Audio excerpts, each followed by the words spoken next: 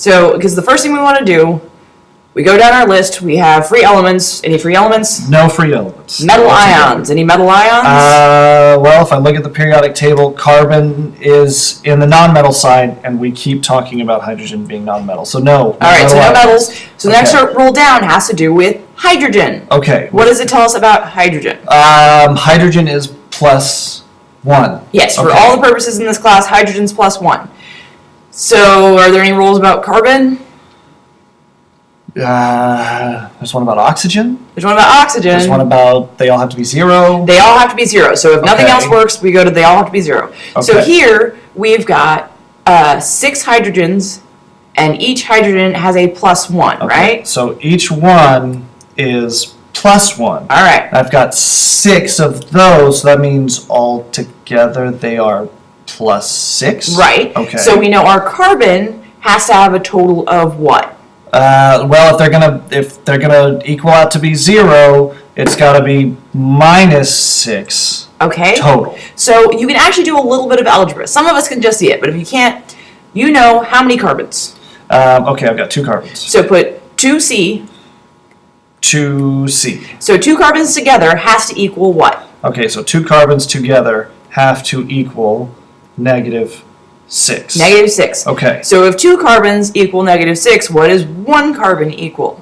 Okay, so I can divide the 2 here. You know what? I'll just do that real quick because that's just how I roll. Okay. Okay, so I've got my C is -6 divided by 2 is -3. There you go. So my oxidation number for carbon is -3. There you go. See, so if you can just see, hey, this is 6 and there's 2 of this, so it's -3. You can just do that in your head. That's fine. But if you're having trouble figuring it out, a little bit of basic algebra goes a long way. Awesome. Okay. Well, let's see. Let me go through it again. No free elements. Right. No metals. Nope. Okay. The next one is hydrogen. Okay, hydrogen is +1. Nothing. Okay, I don't have hydrogen. Okay. The next one is oxygen. Oxygen is -2. -2. Okay, so I can do that one. So that means the oxygen is -2. Okay. Now I have 2 of them. So each one is -2. So that means altogether it is -4. Okay. Now the next rule, the last one, they have to be 0. Okay, so I've got 1N, so you said I don't have to do the algebra, and I can go ahead and do it in my head. I've got 1N, and it has to cancel out the -4, so that means it has to be +4. Wait a minute. I thought we just had nitrogen as -3. Right, and so -3 is what you would expect because that's where it is on the periodic table. This is why it's important to remember. Charges and oxidation numbers, not always the same thing. Especially if we're looking at a compound like this. What kind of compound is NO2? Nitrogen is a nonmetal. Oxygen is also a nonmetal. Yep. 2 nonmetals are covalent. Covalent compounds. Okay. So you've got a covalent compound, and because covalent compounds don't come with charges, their oxidation numbers can't be their charges. So oxidation numbers in this case are just kind of a convention we use to make things make sense, and it will make things make sense here in a bit. But for right now, just worry about if it's non-metal, it can actually be a little bit of everything. So you've got to make sure you do your math and make it work out. Because if we tried to have a -3 there, then our total oxidation number would be -7, and bad things would happen. -3 and put -7. Yeah. So let's. Oh, okay. I see what you mean. So we've got to make sure our total is 0, even if it makes our oxidation number something kind of wonky. Nitrogen especially is bad about that. Nitrogen can be a little bit of everything. Just go with the math. So trust the math. I need to trust the math, and. So follow the rules first. Yeah. Okay. Then trust the math. Follow the rules. Trust the math. Okay. Yeah, because if you followed all the rules, you have to trust the math because there's not a rule about nonmetals unless they're hydrogen or oxygen. Oh, okay, that's right. Yeah. Oh, okay. I think I got this. All right. I think I can go.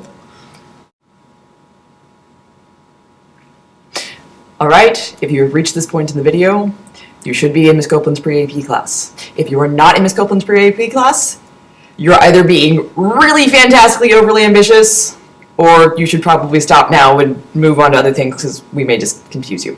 All right, Ms. Copeland's pre-AP class. We've got to deal with polyatomic ions. Polyatomic ions are not really any more complicated than what we've been doing. The thing is, you've got to keep track of more stuff. So we're still going to start by going through our rules. So let's go through our rules. So which rule are we going to get to first? All right, so no free elements. No free elements, we can skip that. Metals. Metals. We got a metal ion. So what's our metal ion? Same as the periodic table, so potassium is +1. Okay, Okay. so which rule are we going to run into next that's relevant? Let's see. No hydrogen, oxygen. Okay, oxygen's always going to be... Oxygen is always going to be -2. Okay, So, okay, we've got 3 of them all together. That means it's okay. -6. All right. Here, can I do this? Can I bring down that +1? Yeah. Okay. So we know that all of them together have to equal what? They all have to equal 0. That's the last rule. All right, so in this case, yes, earlier if we only had one of something, we didn't really have to do the algebra. There's too much stuff to keep track of here. So what we have to remember is what do potassium plus chlorine plus oxygen all have to add up to? They all have to equal 0. All right, so we know that +1 Okay, +1 plus whatever chlorine is. plus whatever chlorine is. So we can just put Cl. Oh, okay. So we can use Cl like X. Plus oxygen, which we know, Plus oxygen, which is -6, all has to equal. And that all has to equal. All right, so if we're solving this algebraically, what's our next step? Let's go ahead and simplify the -6 and the 1. All right, so if we combine +1 and -6, we get All right, so we get Cl -5 equals 0. Okay, now how do we get Cl by itself? Let's go ahead and add 5 to both sides. So I've got 5 and then +5. And that so means Cl's oxidation number has to be? Cl's oxidation number has to be +5. +5, yep. Okay, so like that. There you go. Okay, so if I keep going, so it's got to be +5, and Yep. I can kind of keep it going so it's consistent. Okay. Like I said, polyatomic's not that much worse, just a little bit more to keep track of. This is where algebra becomes even more important. Okay.